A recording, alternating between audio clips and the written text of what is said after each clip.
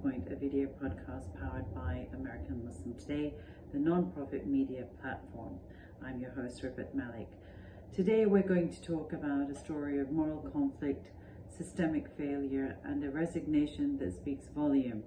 It's a story that begins in the corridors of power and unfolds amidst the unending tragedy of Gaza. Mike Casey, a seasoned U.S. State Department official, stepped down from his role as Deputy Political Counselor in Gaza in July after 4 years at the State Department. He is finally speaking out on his reasons, shedding a devastating light on the reality of U.S. policy in the region. Casey is not just another bureaucrat. He's an army veteran, a diplomat with years of experience in Malaysia, China, and Pakistan, and someone who joined the State Department to be a part of solutions. When Casey was posted to Jerusalem in 2020, he arrived with optimism. He'd undergone 2 years of Arabic training and believed, as many did, that the Biden administration might herald a shift towards a more balanced foreign policy. But optimism can shatter quickly, and that's exactly what happened after Hamas's October the 7th attack and the genocidal retribution unleashed by Israel on the people of Gaza. Casey says he faced the cold realities of geopolitics as he spent months cataloguing the deaths of children, knowing his reports were being ignored. I got so tired of writing about dead kids, just constantly having to prove to Washington that these children actually died, and then watching nothing happen, Casey said. He adds, the more informed you become on this issue, you can't avoid realizing how bad it is. Casey was one of only 2 U.S. officials dedicated solely to Gaza. His role as the lead political reporting officer on internal politics and security issues in the Gaza Strip required him to closely monitor and report on the humanitarian and political situation. However, his efforts to propose strategies for Gaza's reconstruction were consistently rejected. According to Casey, every plan he and his colleagues suggested was disregarded in favor of Israeli proposals, such as having local clans run Gaza, ideas that they felt would be detrimental to the region. Every idea we came up with, the Biden administration would just say, well, the Israelis have another idea. Casey also expressed his disillusionment with the lack of attention given to reports and cables chronicling the dire situation in Gaza, particularly the death toll, which he personally documented. He was particularly affected when US President Joe Biden publicly questioned the accuracy of the death toll figures, despite Casey's detailed reports confirming the figures. For Casey, the breaking point wasn't just the inaction, it was the outright disregard for the very lives he was reporting on. Despite his efforts to highlight the catastrophic conditions the UN described as near famine, there was no movement, no policy shift. Casey said it felt as though US policy wasn't about finding solutions. Instead, as he put it, we don't have a policy on Palestine. We just do what the Israelis want us to do.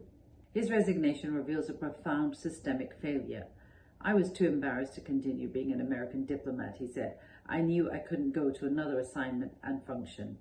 It's important to step back and look at the bigger picture. Over a year after the war on Gaza has left more than 45,000 Palestinians dead, mainly women and children, 90% of the population has been displaced, aid is blocked, famine looms.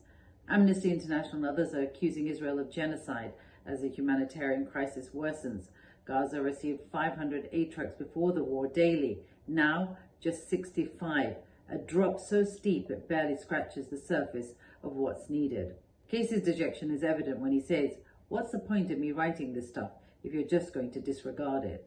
It's a question that goes beyond Casey. It's a question for all of us. When will the world listen to the voices from Gaza, to the diplomats who bear witness, the families who endure unimaginable loss, and the children whose stories are cut short before they're even told?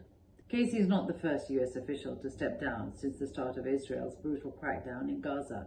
Over the past year, similar high-profile resignations have sent a strong message about internal dissent regarding US foreign policy.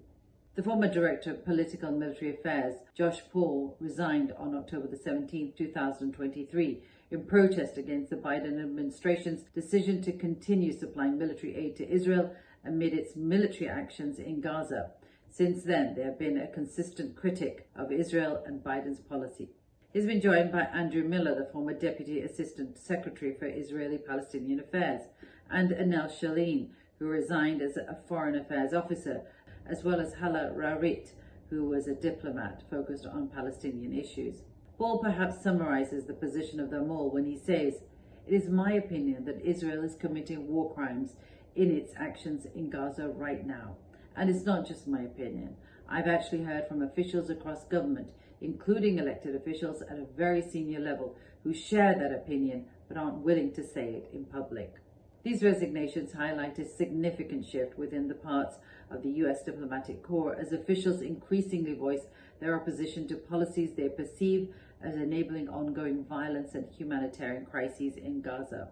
The US provides Israel with at least $3.8 billion in military assistance annually, and researchers at Brown University recently estimated that the Biden administration provided an additional $17.9 billion since the start of the Gaza war.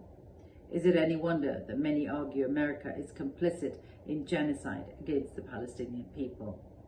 Well, thank you for joining me on Muslim Viewpoint. If you value our public service journalism, please support American Muslim Today, a 501c3 nonprofit, by following us on social media at American Muslim Today or donating at AmericanMuslimToday.com.